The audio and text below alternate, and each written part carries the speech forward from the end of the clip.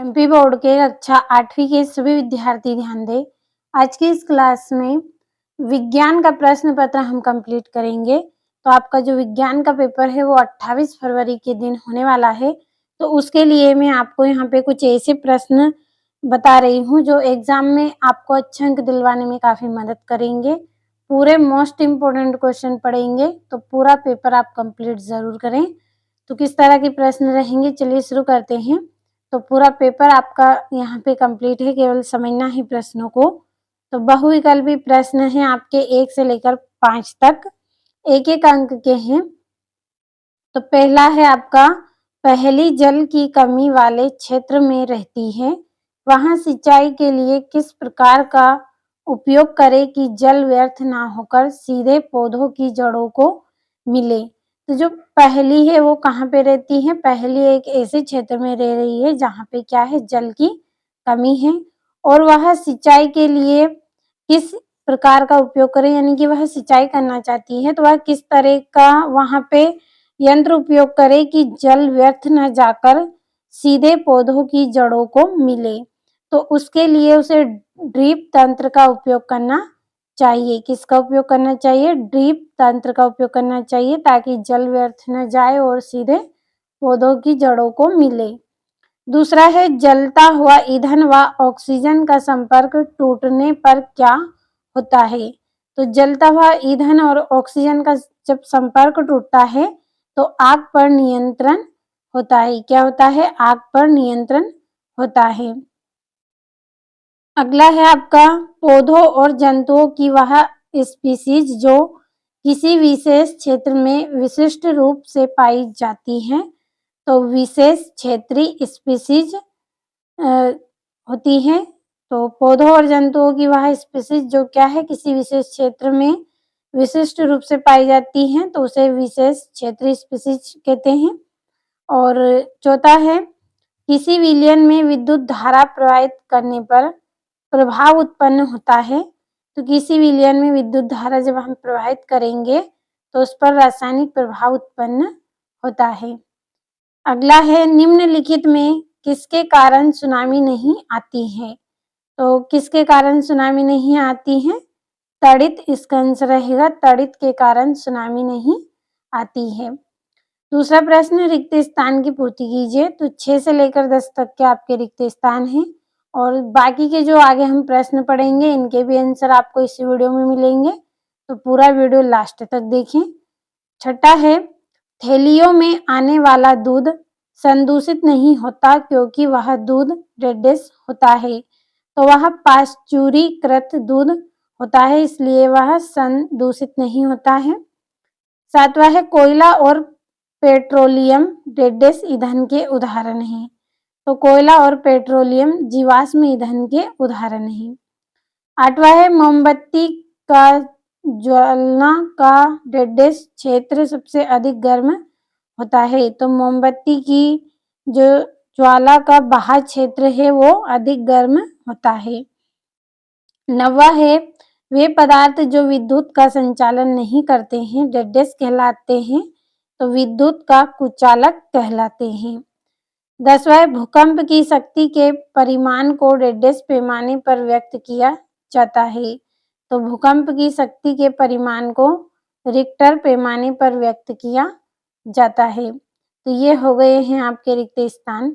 बढ़ते हैं अगले प्रश्न की ओर। यहाँ से आपके अति लघुत्तरीय प्रश्न है 11 से 16, 2-2 अंक के हैं। 11वां है, वायुमंडलीय नाइट्रोजन का मिट्टी में स्थिरीकरण करने वाले सूक्ष्म जीवों के नाम लिखिए। 12वां है आपका, कोक क्या है, इसके उपयोग लिखिए। 13वां है, अमीबा में द्विखंडन विधि द्वारा जनन होता है, यह विधि लैंगिक जनन है या अलैंगिक जनन स्पष्ट करना है। और 14 है, किशोर अवस्था में अधिकतर किशोरों के चेहरे पर फुंसियां और मुहासे क्यों आ जाते हैं। 15वां है, दो वस्तुओं के बीच बल किसके कारण लगता है। 16वां है, एक ही सामग्रियों से बनी दो कंघियों को यदि आपके बालों पर रगड़ा जाता है और कंघियों को एक दूसरे के पास लाया जाता है तो ये कंघियां एक दूसरे को आकर्षित करेगी या प्रतिकर्षित, स्पष्ट कीजिए। और लघु त्रि प्रश्न है 17 से 22 तक 3-3 अंक के। 17वां है कोयले की तुलना में मिट्टी के तेल के भंडारण में अधिक सावधानी क्यों बरतनी पड़ती है जबकि दोनों ही ईंधन हैं। 18वां है हमें कागज की बचत क्यों करनी चाहिए, इन कार्यों के उदाहरण दीजिए जिनके द्वारा आप कागज की बचत कर सकते हैं। तो सभी के आंसर मैं आपको अच्छे से समझाऊंगी, बस पूरा वीडियो आप लास्ट तक देखिए और हर एक प्रश्न कंप्लीट करें। 19वां है आपका कायांतरण किसे कहते हैं। मेंढक में अंडे से प्रारंभ करके वयस्क बनाने की विभिन्न अवस्थाओं को लिखिए। क्या मनुष्यों में भी कायांतरण की क्रिया होती है, यदि नहीं तो क्यों। 20वां है निम्नलिखित ग्रंथियों से उत्पादित हार्मोन्स के नाम एवं उनका कार्य लिखिए। पीयूष ग्रंथि, एड्रिनल ग्रंथि तथा थायराइड ग्रंथि।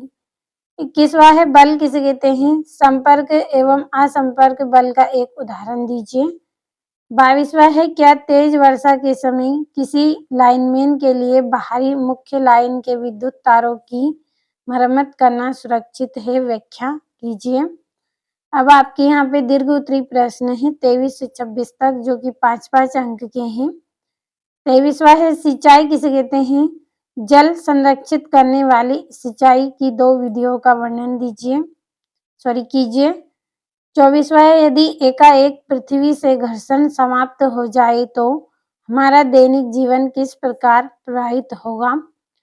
और 25वें का आ है शोर तथा संगीत में क्या अंतर है, क्या कभी कोई सुस्वर ध्वनि शोर बन सकती है। और 12 नंबर वाला है आवासीय क्षेत्रों में ध्वनि प्रदूषण नियंत्रण के कोई 3 उपाय लिखिए।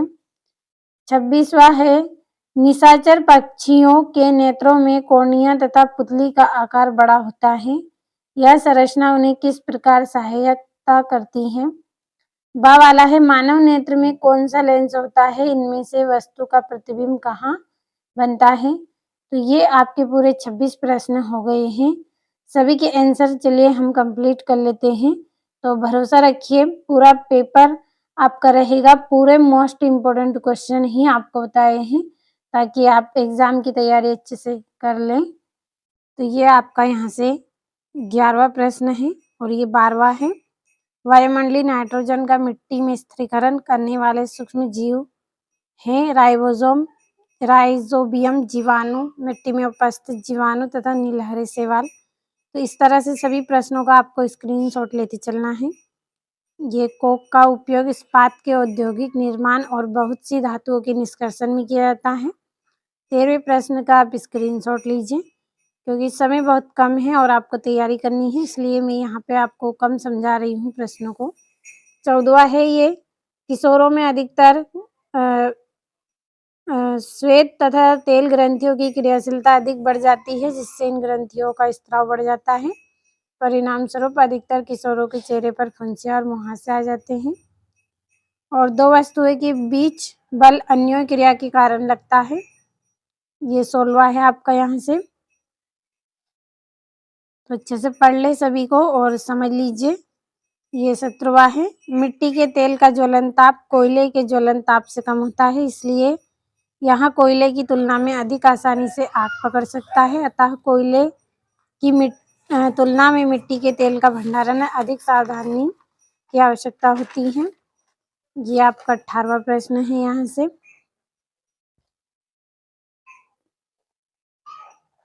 और ये आपका यहाँ से 19वां प्रश्न निम्न कार्यों के द्वारा कागज की बचत कर सकते हैं।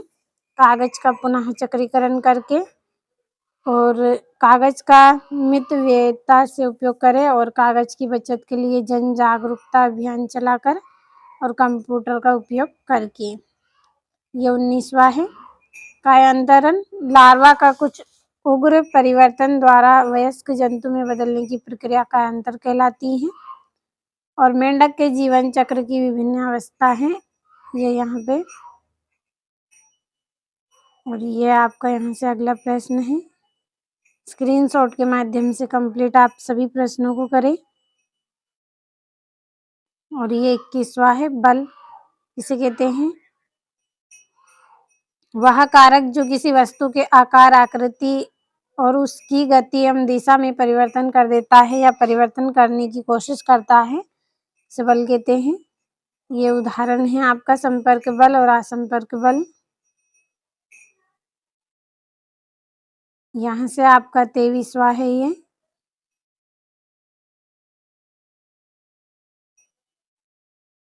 और ये आपका यहाँ से 24वां प्रश्न।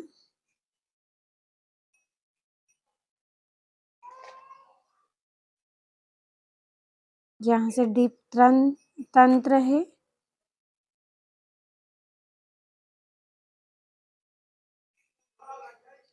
और ये 24वां प्रश्न है।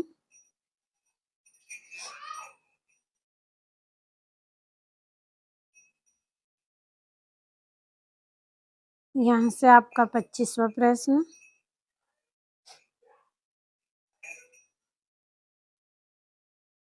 और ये यहाँ से तीसरा पॉइंट है आपका और ये 26वां प्रश्न है। तो आज की इस क्लास में जितने भी प्रश्न मैंने आपको बताए हैं सभी महत्वपूर्ण प्रश्न बताए हैं। भरोसा रखें अच्छे से कंप्लीट आप करें। सभी प्रश्न के आंसर भी आपको बताए हैं, तो अच्छे से पूरा वीडियो आप कंप्लीट कर लें।